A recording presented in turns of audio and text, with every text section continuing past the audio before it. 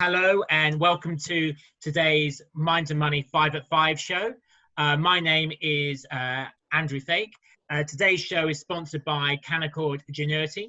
For those of you attending 5 at 5 for the first time, the aim of 5 at 5 is to maintain engagement between investors and miners through a lively interactive format during the current situation. A few admin announcements before we start. To make it as interactive as possible, please have your video switched on, which I can see that most of you do. And if you have any questions at any time, you can either submit them at the chat function, which is at the bottom of your screen, marked chat.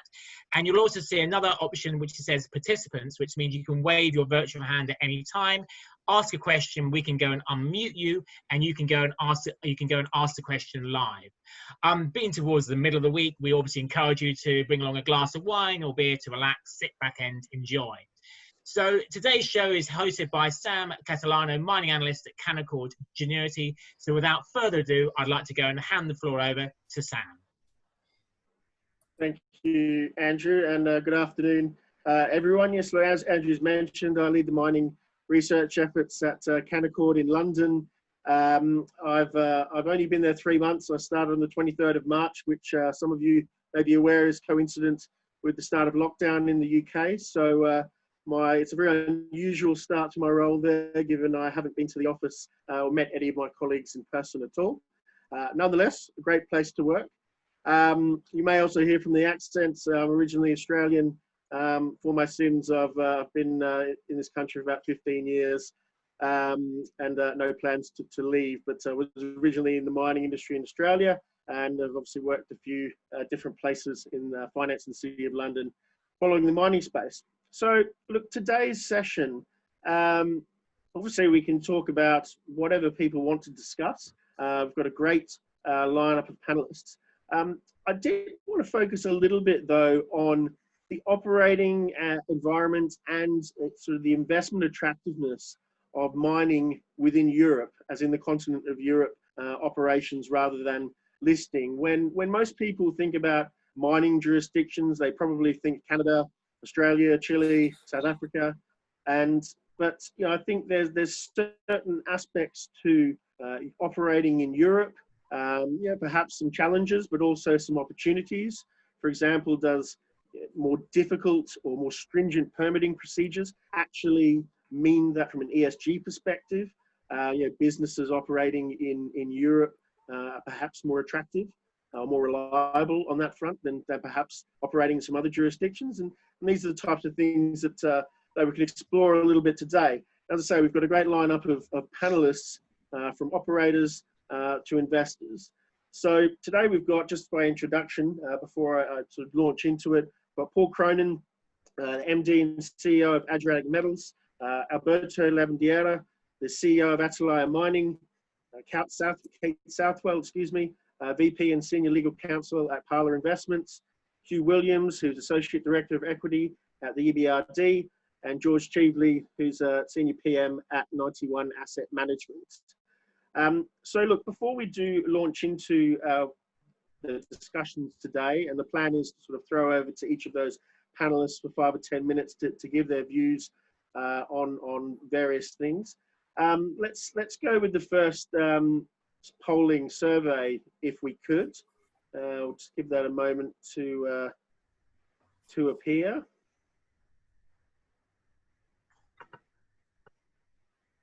Right, so how do you consider Europe as an operating environment for mining companies?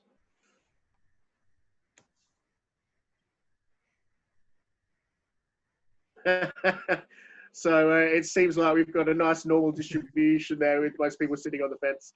Nonetheless, hopefully after today's session and from our panelists, we may revisit this and there might be some different views from the crowd. So look, to start with, I'm going to throw it over to Paul Cronin from Adriatic.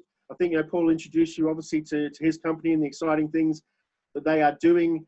I think within the context of that, the question that I might ask Paul would be, how do you find the permitting environment in Bosnia? You've made a recent acquisition in Serbia. Is it any different there? And how vital do you find getting in-country expertise as part of that development process from your perspective? Over to you, Paul. Thanks, Sam. Yeah, I think Bosnia and Serbia are quite different. Bosnia is not really known as a mining jurisdiction because we are the first public company to be operating there. There are, however, a number of mining companies operating in Bosnia, including Maneko, which is based in London, that has 3 operating mines in Bosnia, as well as Serbia and smelters in Eastern Europe. I think as a new jurisdiction, when you go into a country like Bosnia, you can read the mining code 10 times, but you need someone to hold your hand. And I think it's important when you start embarking on a project like what we've done at the Vares project in Bosnia and Herzegovina. It is important to have someone with you. It's important to have a good lawyer who knows their way around the industry and can help you navigate all of the procedures and the systems that those governments have in place. Bosnia is an unusual jurisdiction. The Dayton Accord that was implemented in '95 set up a constitution that was government heavy. And as a result, we found the process to move through that permitting a little bureaucratic at times, but you know, with the benefit of time, you find it's reasonably clear as to what you need to do. What you need to understand is who do you need to talk to in government, and you have to go and build those relationships. What we've certainly found is over time, you know, you're dealing with multiple departments with multiple different areas of expertise. So for us, it's the Ministry of Mines, Ministry of Environment, Ministry of Planning. The conversations get more and more technical over time. And at that point in time, you find your interactions into government are coming from all over your organisation. We have over 50 staff in Bosnia now. The majority of them have some form of permitting interaction, whether it's talking to the Ministry of Forestry over new drill pads, whether it's talking to the Ministry of Environment over water permits, discharge permits, dealing with the Ministry of Mines over the entire project approach, dealing with the Ministry of Transport over traffic surveys. You know, there are a number of interactions. Permitting a mining project isn't easy anywhere in the world, and Bosnia is no exception to that. But we have managed to navigate that process pretty successfully. And if you think, you know, we entered the country in April 2017, set up a team, brought in drill rigs, drilled out a resource. A month ago, we received our environmental permit, which is the most difficult permit to get during the mining process. We found the interactions with government to be very positive along the way. But we were very clearly told at the beginning, we have rules, you need to follow them, and we've done that. But I think generally as a jurisdiction, I find, you know, Bosnia and Serbia are almost identical once you've completed exploration. You know, their mining code is very similar in terms of how you go from exploration through to exploitation, and then ultimately into construction and production. Where they differ tremendously is in the exploration phase in Bosnia. Because they've got those 3 levels of government, to get a mineral concession in Bosnia, you have to go and lobby the municipality, firstly, to say, well, you know, we think that there's a requirement for a new concession, and you go through months of discussions with them about everything and what could be affected by that, and what are you trying to do, what are you trying to achieve. Then you have to go back to the canton and convince them that, you know, there's a justification for that, and this is what the fee should be around it. And then you have to negotiate, you know, those fees and those terms. Then there's an involvement from the Federation. Then it's got to go to a public invitation. The public invitation has all those rules, and then you submit your application, and then hopefully at the end of the day you get it. That is the difference between the 2 jurisdictions.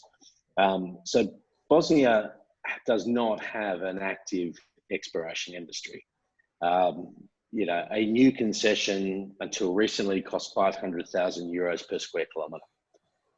So unless you know exactly what you want, no one's going to come in and drop that kind of cash up front. Fortunately, the work that we've done in Bosnia has demonstrated that actually, if you reduce those upfront fees, where we've now invested 15 million euros in exploration, you will see that eventually that will transfer into greater economic benefits than what you get from a small check up front. And as a result, the Bosnian government, in our canton anyway, have reduced those fees, and we'll see some progress on new concessions shortly. But I think generally, you know, each jurisdiction is different. Serbia has its advantages and it has its disadvantages over Bosnia. But I think it's important to get yourself a good team locally who have contacts in those various departments, those various ministries, form those relationships, make sure that your communication with your local community always comes first. So you're always talking to your local community about what you're doing. That then transfers into your local municipality, which goes to your canton. And what you do find is that the relationship between the company and its regulators starts to become more interbedded, and that they are aware of what you need, you know what you need, and eventually through, you know, good professional submissions that deal with all of the requirements of the law, you find the permitting process moves reasonably smoothly, but it's still not quick. Very good. I think you know, what Paul's highlighted there to some degree is also the danger of you know, I've very in a blasé fashion talked about the operating environment in Europe.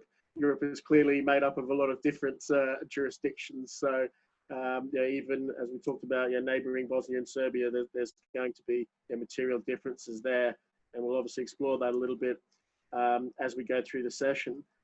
So just moving on to Alberto, perhaps you could briefly, just staying on that permitting theme, talk a bit about Spanish regulation.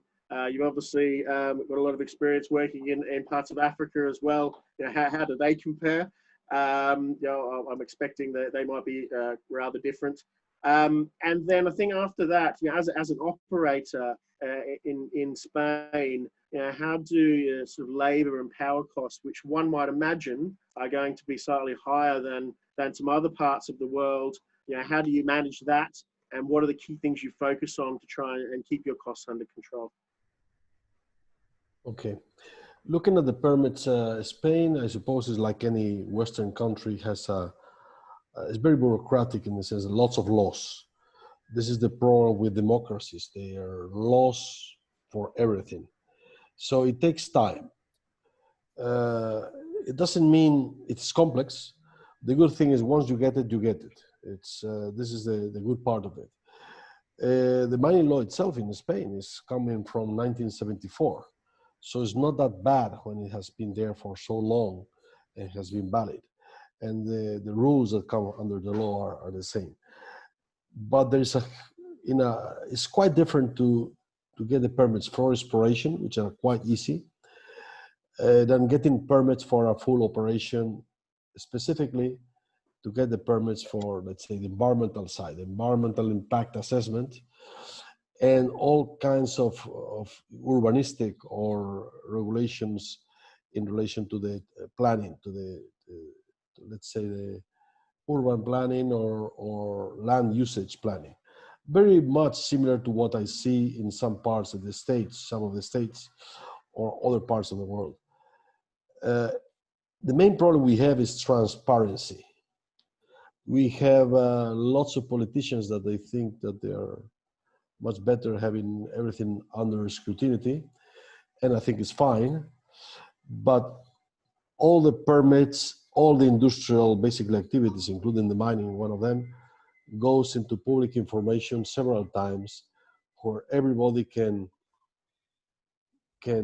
give their opinion, often without knowing what is the basis. I mean, it's quite difficult to give an opinion of an industry which is very complicated, but everybody seems to think that mining is easy. And they doubt, and they cast the doubts, oh, this is not going to work. And the civil servants have to go and explain with plain words why they are wrong. But that is the main reason why things take forever. The publicity, the possibilities that are given to any of the stakeholders to give their opinion one and again and again and again. A second thing is that in Spain, it has become very popular, not only mining, but in general, any kind of industry or electric line or road or whatever, to be challenged by interested groups, say environmental groups or any other cultural groups, where they would challenge the decisions in courts, and they would go against the civil servants, making things difficult for them because they are there for the salary and they don't want to get into trouble. So this is the real difficulties in Spain. But there have been, although there have been some cases which, let's say, made the news of going wrong, like in any other parts of the world, specifically Canada and especially the west of Canada. The reality is that there are lots of foreign companies working in Spain. There's lots of mines operating, public and private companies. And in general, the permits, I would say, you get them faster than in other places I've seen. Maybe with the exception of the known project of uranium in the western part of Spain, but I suppose you will all understand that if you try to permit an uranium mine in Canada, close to a town, or in Australia or in UK, also it wouldn't be very easy. So I would say the framework, to summarize, is very complicated because it's very complex, but it's doable, and the reality is lots of projects have put into production, and there are very good examples, some of them. And once you get it, you get it, even if they're challenged in court several times. The security is very important. And I would say that this comes to the next, to connects with your next question, which is how does it compare with Africa? I have experience of working in Mauritania about 12 years ago, then working in Congo for quite a long time, and while in Congo, lots of projects looking at things in Zambia and South Africa, and a little bit in Zimbabwe, Botswana.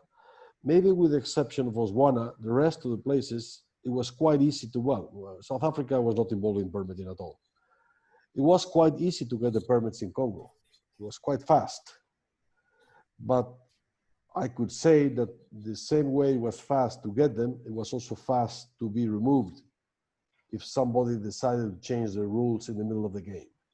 And I've seen it happening to us, but you have, well, to us is the company I was working with, the JV I was working with, and I've seen it, well, you have all seen it happening with First Quantum, with well, of Kazakhstan, with lots of other companies. So I think in the case of Congo, and in the case of Zambia a little bit less, the intention of the government is trying to grasp a little bit more of the richness of the country into their hands it's quite a complicated place from the security point of view. I would rather have a mining project in Norway with a 10% rate of return, or in Spain with a 10% return, that project in Congo, I would not go with less than 25, 30% rate of return and a payback of 3 years. That's the summary. And your third question was, how about productivity and manpower in Europe in general? I think actually I've seen the experience all over. And actually, I think it's the contrary. The manpower costs in general, specifically in Europe, and I'm thinking in Sweden, Finland, and in some ways in Spain, in Portugal, and Ireland, are lower per ton than in places like Africa, because that's mostly run by expats in addition to the locals. While the locals, the cost would maybe 1/3, the reality is that you have 5 times more people. And comparing with Spain, which are the ones I know very well, we have the rates of productivity similar to Chile and to United States in tons moved per, basically you have a tons per people. So they're quite similar. I think the only place where it's clearly cheaper is the eastern part of Europe, where they are very good operators and very good companies, and the salaries are lower, like Poland, Bulgaria, and I suppose Bosnia, Serbia, and all these places. So it's I don't think it's such a difference what people think. Actually, the productivity of Sweden is fantastic, and they have a very high salaries. No, that's very interesting, Alberto. I think that may surprise a few people. And just finally, on things like power and energy, I imagine most people would imagine, yeah, that is a challenge from a cost perspective. Are there ways to approach that in a sort of low cost fashion? The same thing. I mean, except Norway, which is very cheap power, our cost of power is around, for example, 6.5 cents per ton, sorry, per kilowatt hour industry, which compares very well with Canada, except Quebec, and compared with other places, and certainly compares very favorably with any other of the remote places in northern Canada, because they have to generate, or in Africa, where you have to use diesel or heavy fuel, or the Andes or Indonesia. So it's maybe slightly cheaper, more expensive what you think in some of the countries, but in fact, it's also the opposite, because the good thing is that you have not only the cost of power, but you have an electric line within 50 kilometers, which is something you don't have in the middle of Siberia or Africa or northern Canada or Amazonas. So the cost of power may be cheap. Imagine Cobre Panama in Panama. I mean, at the end, they have 1 billion to generate their own power. Yes, of course, after they generate it, it's cheap, but they have to put 1 billion there. So this is slightly the difference, I think, in Europe. I think it's quite developed, and you can connect in the grid, and the cost is, I would say, is reasonable. Of course, much cheaper than self-generating in most of the undeveloped, let's say, areas of the world, including Australia, which is far away. Yes, it is. Alberto, thank you very much for those. Sorry, just to intervene, I think we've got a question sent in from the audience about, obviously to yourself, Alberto, about asking you whether Cyprus is in your plans, and if so, is the country an easy one to work in? Well, in Cyprus, we don't have anything else than, I would say, half of the office, because we even cut what we had with 1.5 persons. So that's shared. That's the only thing we have. The only thing we have in Cyprus is the origin of the company, and Atalaya has shares coming from EMEA Mining, which was established in Cyprus a long time ago. But I really don't know how the things work in Cyprus, and I even don't know if the mineral rights there it was very good. The geology was good, but I'm not sure if there is anything left that's of interest. So I really don't know, but we don't have anything there as an operation. Okay. Thanks, Alberto. Thank you, Andrew. I'd missed that. I hadn't enabled the chat part yet, so I'll keep my eye on that going forward. So now we'll move on to Kate Southwell from Parla. And Kate, obviously, you comment on the topic as you see fit, but specifically, what sort of policy developments would you see happening across Europe? Any particular changes, both from a consumption or from an operating supply perspective, and how that may affect I guess, the investment view on the sector as well? Great, thank you very much, Sam, and hi everyone. Happy Canada Day to our Canadian friends. Appreciate the opportunity to talk about mining in Europe, and I think it's a very interesting and timely topic for us all. But one caveat as a lawyer, I don't profess to be an expert on any of this. It is very complicated, so please keep that in mind. Just for those who aren't familiar with Parla, we're an investment fund based in Switzerland, but exclusively focused on mining. We were established in 2006. And we do say we're commodity agnostic, but we have a particular focus on battery metals and on the clean energy value chain. In my role as senior legal counsel, I'm responsible for a number of our investments, including investments in copper and cobalt. So obviously a topic close to my heart. In terms of our experience investing in Europe, I'd agree with our previous panelists, Alberto and Paul. Permitting is challenging. And when we look at jurisdiction risk, you're absolutely right. You have to look at the specific jurisdiction and the mining code in place. But it is certainly challenging for two reasons. I think one, the bureaucracy, and second, the environmental concerns that people rightly have on developing these kind of projects. And we've specifically looked at a number of tailings redevelopment projects, which I think fits neatly with one of the themes I'd like to cover, which is the circular economy. A very hot topic right now, but even a tailings redevelopment project is often difficult to permit, in addition to all the other technical issues that come with reprocessing a tailings facility. So we have looked at, and we continue to look at lots of projects in Europe, so a good theme for us. But as I said, we're particularly focused on European policy and how that's impacting the mining sector. From a big picture perspective, everyone's talking about the European Green Deal and what it means. It was announced in December 2019, so pre-COVID, but I think has taken on a particular importance as we're now looking for a sort of post-COVID European redevelopment stimulus package. Just to recap, the lofty objectives are net zero greenhouse gas emissions by 2050 and cutting 50% of emissions by 2030. Clearly, that's very positive for our industry, and the European raw materials sector will be vital in achieving this target. But I think it's important to be cognizant that it's not just a mining stimulus. This is something that's going to capture all aspects of the economy, from green energy, generation and storage, to food, transport, manufacturing. It's a green industrial base that has huge structural significance for Europe. I think what's important to note also is what it's not at the moment is legislation. So it's not clear yet how that's going to be implemented and what the twists and turns ahead are likely to be. But certainly the rise of alternative energy sources is going to require massive investment. And we've already seen huge investment in battery storage and production in particular.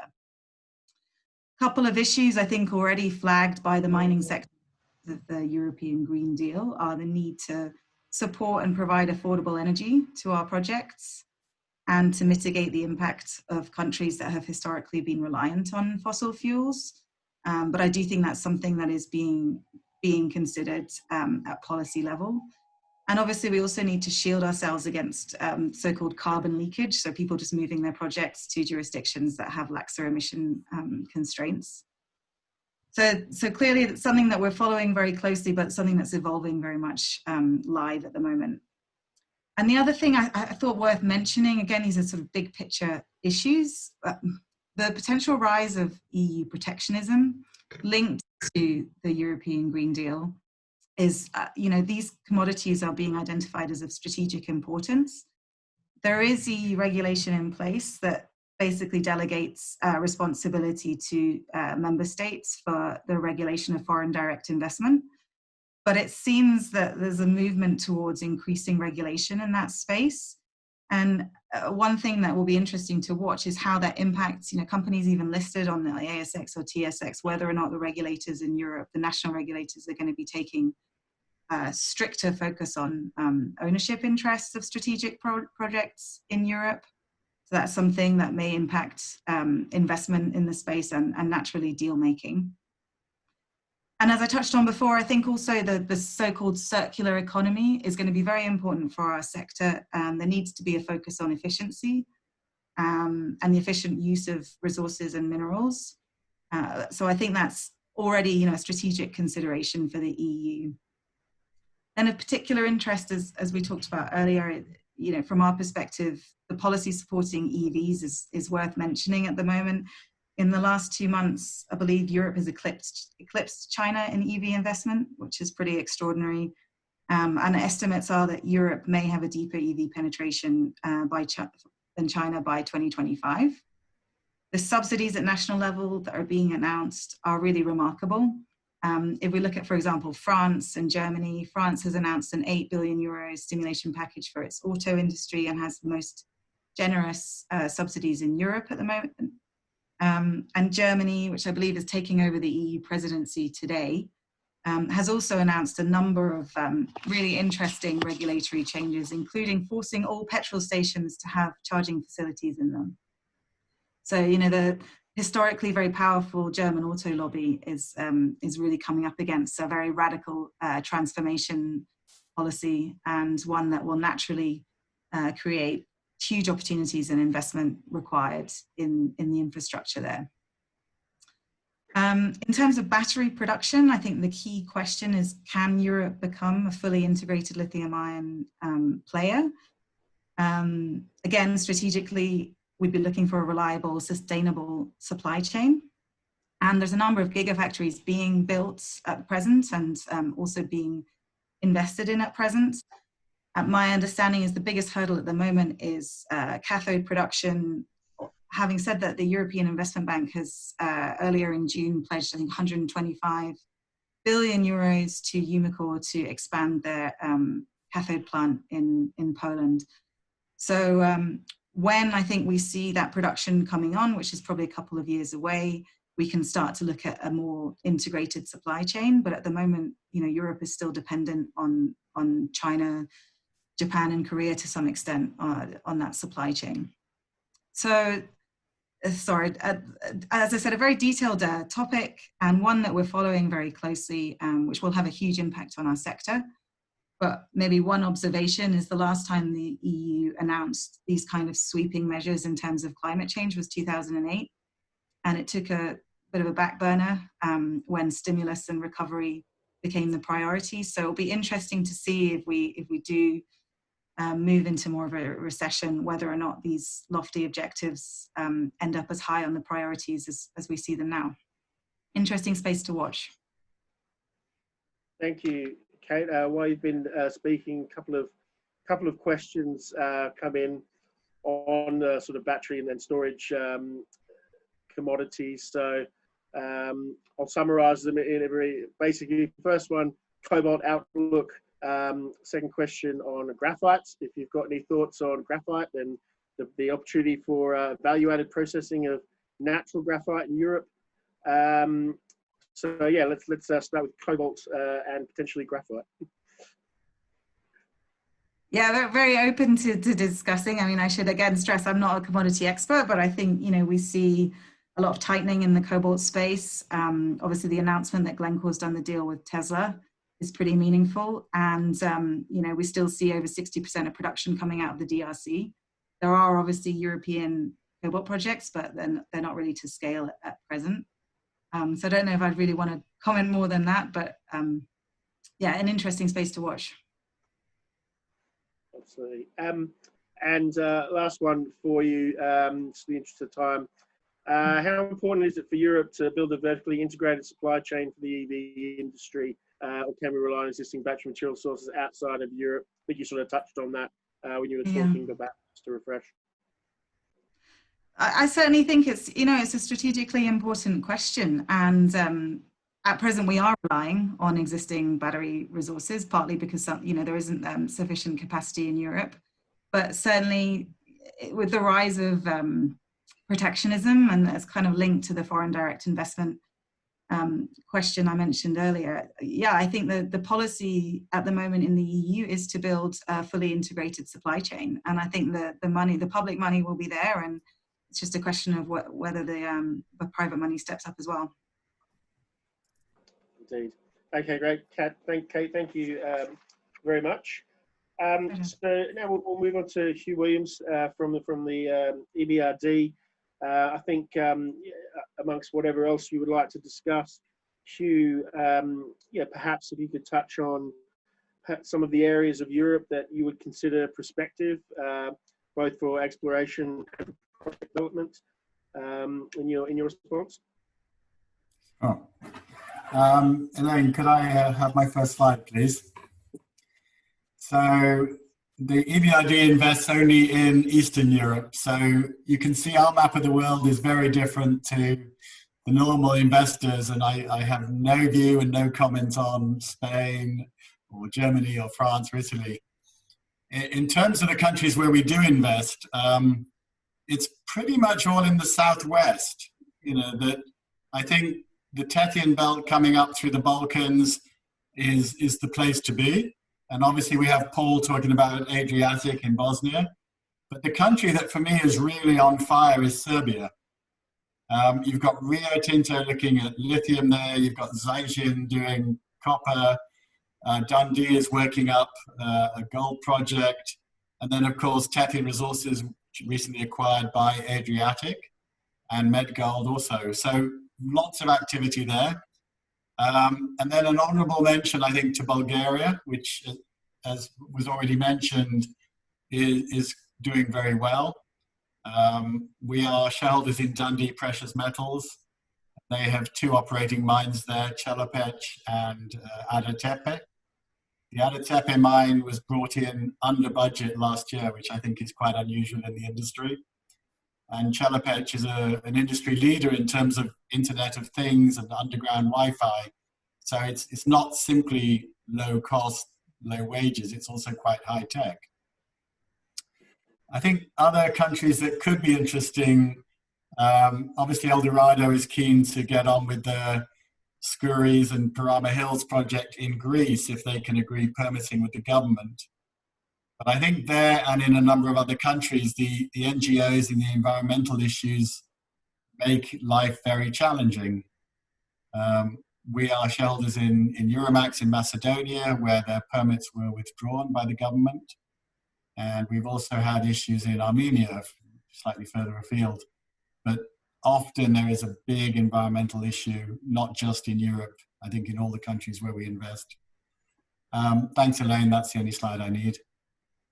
In terms of you can stop the slide sharing. So in terms of specifics for us investing in Europe, we apply the same standards in all of our countries. But what we do notice is that there's a relatively small mining industry in Europe, at least in our part of it. And where there are projects, I would say that more financiers are willing to invest because they're more comfortable with the jurisdictions. So there's perhaps less need for the EBRD in a country like Poland, which is an EU member, well advanced and so on. So we apply the same environmental and social standards to all the countries we operate in. They're similar to the IFC or the Equator Principles. In terms of what we're looking for, on the equity side, we have a minimum ticket size of 5 million euros, and we'd rather be up at 10 or 20. So that tends to rule out a lot of the smaller, earlier stage deals. We're more engaged from PFS onwards. We do also provide debt and quasi-equity. The debt is similar to commercial banks.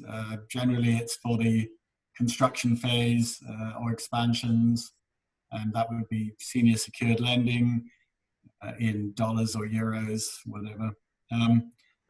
So what I notice more is that the commodities are different to what we see in other parts of the world.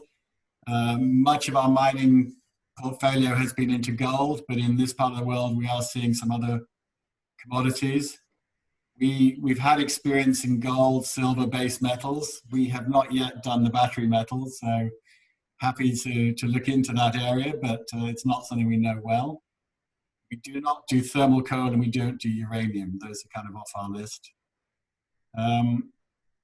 So that for me is kind of the issues around investing in Europe and the areas where I think are prospective. What, Hugh, if I could ask, in those areas you mentioned, which, as you say, some may not be so familiar given the extent of the mining industry in some of those regions, what are the difficulties or challenges around accessing skilled labor force, for example, as you move into the development phase? So in Bulgaria, Dundee said they had no problem at all, and I think some of these countries have been mining jurisdictions in the past. Paul can perhaps confirm in terms of Bosnia and Serbia, so have past experience there. So I think the operators are probably better placed to comment on that, Alberto or Paul, but I'm not aware there's been a shortage of labour or issues raising. I have visited personally I have visited personally operations in Bulgaria and in Turkey, and the levels of the skilled people were very high, really high. In some of the things were maybe old-fashioned. In the case of Bulgaria, maybe looking at things more in the Russian way, but the skills, the knowledge, the quality was excellent. I would say as good as any other place in both of these countries. I don't know much more. In Serbia, I also visited, but without getting deeply in it. But these countries, I think the skill base in the Balkans. Yeah, I think the skill base in the Balkans is fantastic. You know, very well trained, very, very well educated. I mean, most of our staff have master's degrees. I think 6 of them have PhDs. We find they're very happy to deploy technology, and we've been quite surprised that some of the techniques that we would ordinarily use for some of our environmental surveying work, which would be labour intensive, we're finding the Bosnians are coming forward and suggesting that they use new technology that they have that does a better job for far less money, and we'll get a better outcome out of it. So I've been very impressed. In fact, of all of our staff, 49 staff that we have in Varosh, only one's an expat. Fantastic. Thanks all, you in particular there. So moving on to the last panelist today, George Cheveley. George, obviously you look at everything from a global perspective. So, you know, your quick thoughts on the sector as a whole, I think would be valuable. But obviously in that context, you know, how do you see from an investing perspective, Europe, again, sort of agglomerating it all into one word. And if you could touch on perhaps the ESG angle of investing in Europe, if it is slightly more attractive than perhaps other jurisdictions. Yeah, thanks, Sam, and hi, everyone. Yeah, we invest globally, and we invest in mining generally, and particularly in gold mining as well. If I talk about mining generally, of course, I mean, you know, if you're a coal miner, things are very different if you're a gold miner today. So, you know, there's a full range of answers there.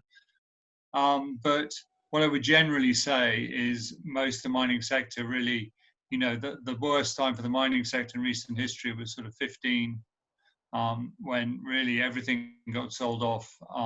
Was worries about Chinese growth, and a lot of companies were really coming out of the downswing we'd had from the super cycle, but still had a lot of debt and were in a lot of trouble. So, you know, actually when we look at the current situation where, you know, we've got a global crisis going on, actually mining has not been in crisis generally. We've obviously had some, you know, local issues, some people with disruption because of the pandemic, but actually mining has looked pretty good. And if you talk to bankers, the resource bankers are sort of, you know, normally when there's a crisis, all the bankers turn around to the resource banker and goes, right, tell us how bad it is. In this crisis, they've been the ones who are going, you know what, my companies are generating cash, they're okay. And certainly in our portfolios, we've generally seen miners do well. And why is that? It's because they had their crisis 5 years ago, or in this cycle. They've paid down their debt. They're focusing more on returns, return on capital employed, and making returns to shareholders. So, you know, actually mining today, despite the crisis, despite the uncertainty, is in much better shape, and the companies overall are in much better shape than we've seen, I would say, probably for, you know, a decade or more. And you know, that's pretty positive. I think, you know, where the challenges for mining, and we move on to the second question, is around ESG. It's around in all aspects, and you might say it always has been.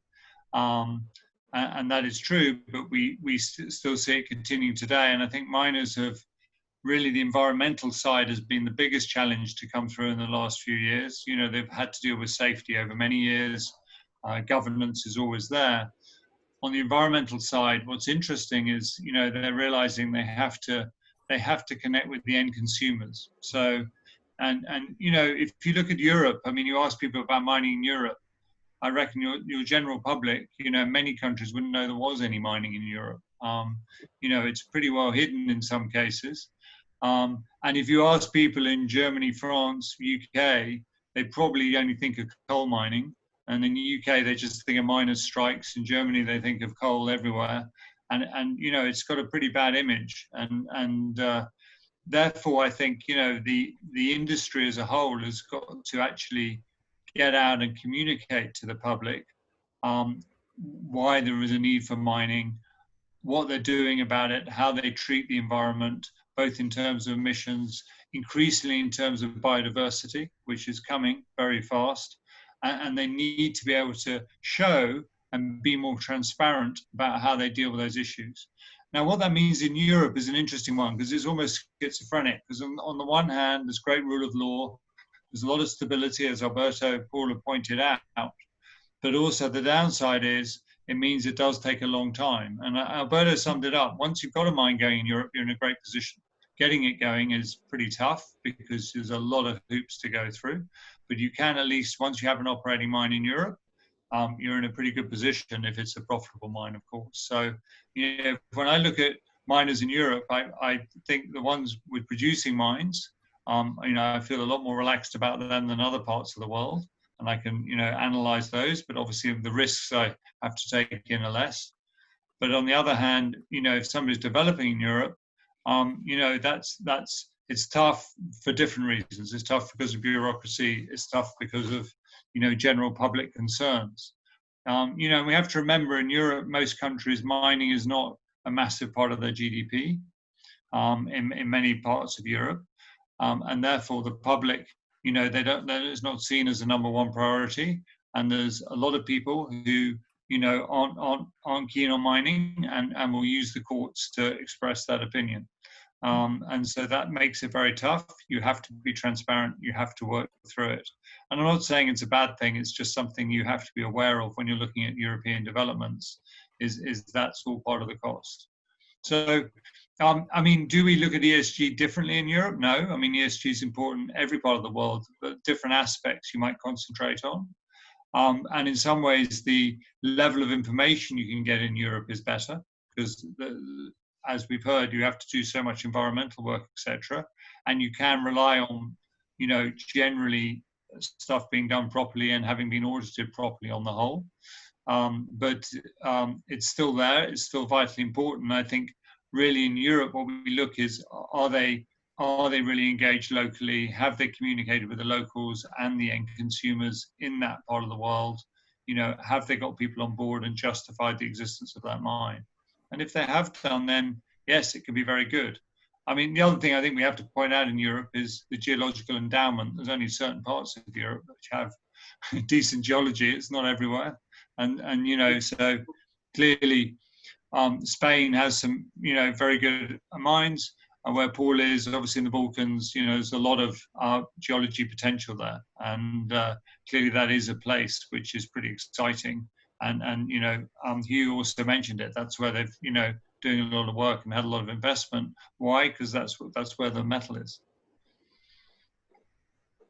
Right. So yeah, thank you, George. I think just to intervene, I think we had a question on the chat room. I think it was by Brazil Zisman from Whittle Consulting.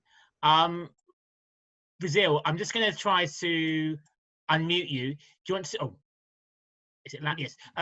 Brazil, I think you had a question or an observation about European regulation in mining. Did you want to ask your question live? Yes. One of the problems in mining is that regulators are in silos that don't talk to each other concurrently. Sometimes they don't want to talk to each other. Mining, environment, water, energy, taxation.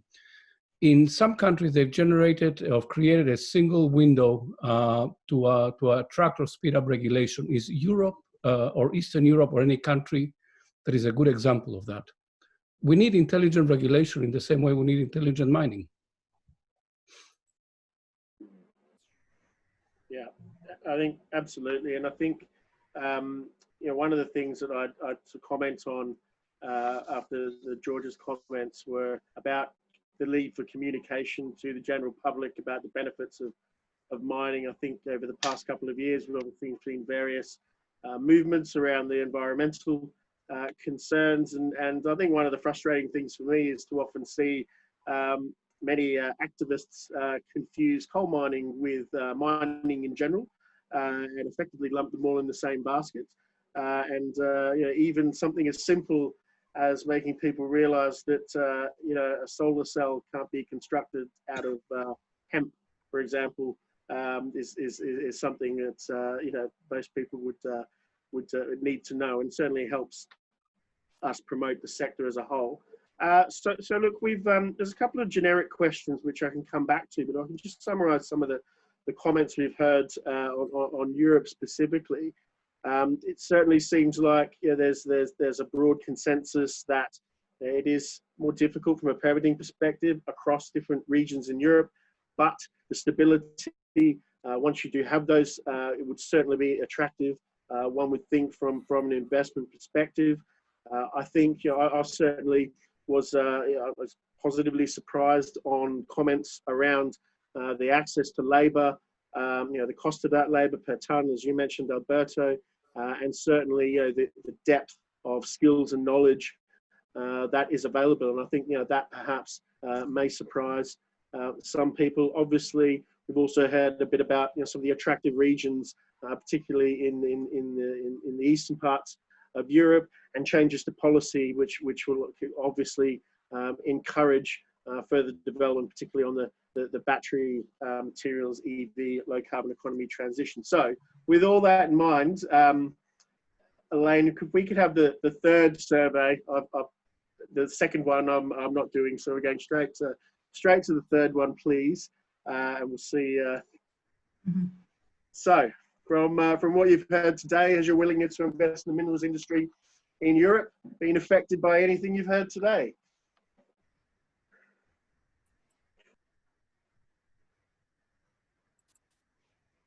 This will determine whether our panelists get invited back, I guess.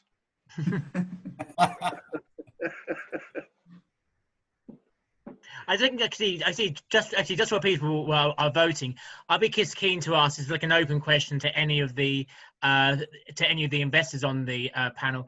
If there was like a particular like stumbling block when it comes to investing in Europe, what would it be? Is it like regulation? Is it geology? Is it sort of something else? I think, well, geology is part of it. There's only so many places and projects around. I think the length of time can be a stumbling block, but that's okay. I think size of projects is also a problem. I mean, there aren't so many large ones or large companies based in Europe, and you know, you obviously have some global companies here, but they obviously have projects elsewhere as well. But yeah, I mean, in terms of development projects, you know, size can be an issue in a sense. If you're you know, wanting investing a decent amount of money, that, you know, just getting a company that's large enough to invest in can be an issue. I would agree with George, and I would also add the NGOs and the environmental lobby can make life very difficult. That would be the other caveat for me. Also, if I may add, another thing is, think that with exception probably of some of the mountains that are not so easy to explore in the Balkans and the far north of Norway, Sweden and Finland, the rest of Europe has been there for centuries, and whatever was a world-class deposit has been mined out and found. And think of those, I'm talking of metals, think of those in the middle of Germany that have been fantastic, or in Spain, or in Greece, or in all these places. Already the good things and easy have been found. Now in the southern part of Spain, we're exploring plus 500 meters and it's still being found. I mean, new deposits are being found as recently as this last couple of years, but it's getting more and more difficult. And the same thing can be said in Sweden, where there's a fantastic industry, but the obvious things are not that obvious anymore. So they have to go and look for something world-class, deeper, not so obvious. And there are good examples of world-class deposits like Timok in Serbia, which was in the front of all the eyes of everybody, and close to a historic district like Bor, which had 3,000 years of mining. So, but it's simply getting tougher and tougher. besides the rest, besides the permitting. And the environmentalists. But I mean, rightly so. I think George touched on the fact that, ESG is important everywhere. And I just want to reiterate that. There's not a project or company in the world now that isn't thinking about these issues. And the key, that we see is drawing the link, as you mentioned, Sam, between the benefit of these projects in terms of the local economies. The social license to operate has never been more important, but these projects are a vital part of the clean energy revolution. And so they do need to be developed. It's just a case of, I think, communicating the value and operating them responsibly. I think people have to realize it's communicating on an ongoing basis. I think, a lot of miners who are engineers and they want to solve problems and they want to do it once and it's solved. And this is not an issue you ever solve. This is an ongoing process. As part of being a miner, you have to communicate the benefits, what the project's doing, be transparent, how it's benefiting. And you've never solved it. You've always just got to continue to, make that communication. I don't think historically they've been good at that. Absolutely. Any final comments from our panelists at all? Right, Elaine, did you just want to pop up that results of that third survey? Well, it looks like our panelists have done their job today. That's definitely a win, I would say, for people looking at opportunities in Europe. Look, hopefully everyone, that sort of, perhaps slightly narrow focus on Europe today has been of use or of interest. Andrew, I think we're basically out of time, so I don't know if you have any final comments to add, but I'd like to thank all the panelists today. I certainly really enjoyed the discussion.